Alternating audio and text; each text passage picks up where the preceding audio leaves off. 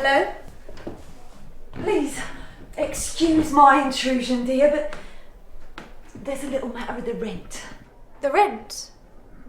But I thought Jonathan had paid in advance. Oh, your young gallant officer did indeed pay for 1 month's rent in advance. So... But that month has now passed. Yes. So, you see, it's time for me to collect my next month's rent. Oh, unless, of course, you've found elsewhere to lodge. I must say, I would be sorry to hear if you have. After all, I have looked after you as your young beau requested. And I would hate to think that all my endeavour was less than satisfactory. Especially as I believed we have become such good friends. Oh, Mrs. Crowe. No, I have not found alternative arrangements. I could not possibly think how I could find somewhere so well appointed. And I could not bear it if you believed your hospitality and attention was not appreciated, for you have been a very dear friend to me. But I find that I have no money at present. But when Jonathan returns, the rent will be paid, and I will ask him to give you an additional month's rent in thanks for your help and understanding. Well, that is very generous, especially as it is the money of your dear love and not your own. But when can we expect the return of this fine young officer? Soon. Soon? Very soon.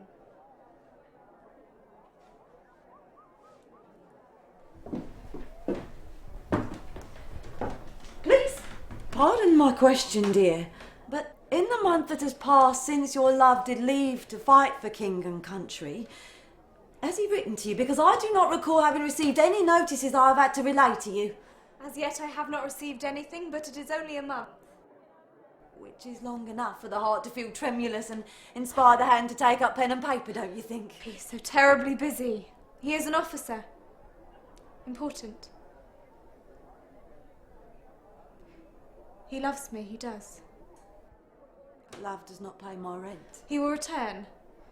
He will, Mrs. Crowe. He will come back and all of your money will be paid.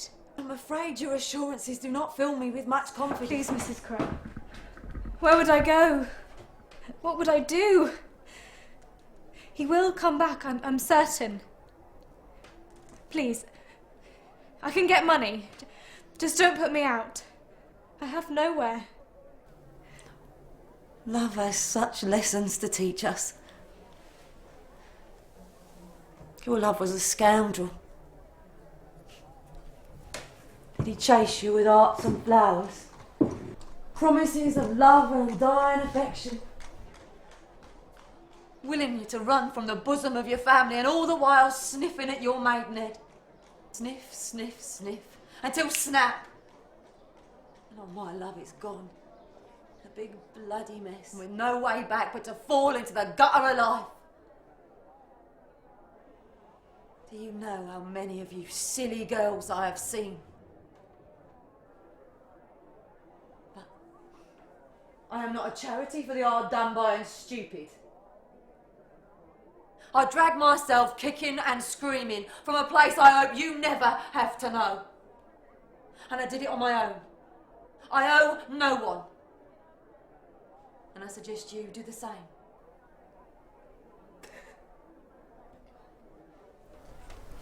Now,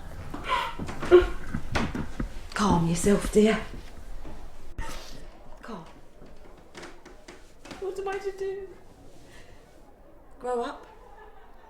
Your honour is lost. You can't get it back. You can either go and face your family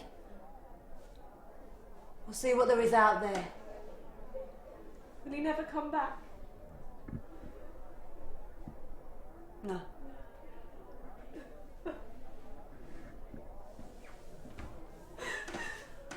Oh, my heart must be growing soft with age. You may stay, little one, but you must work. Work? But I have no skills. Oh, I beg to differ.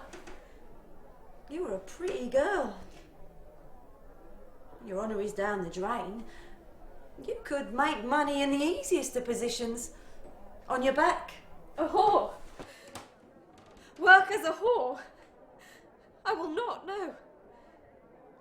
There must be other work.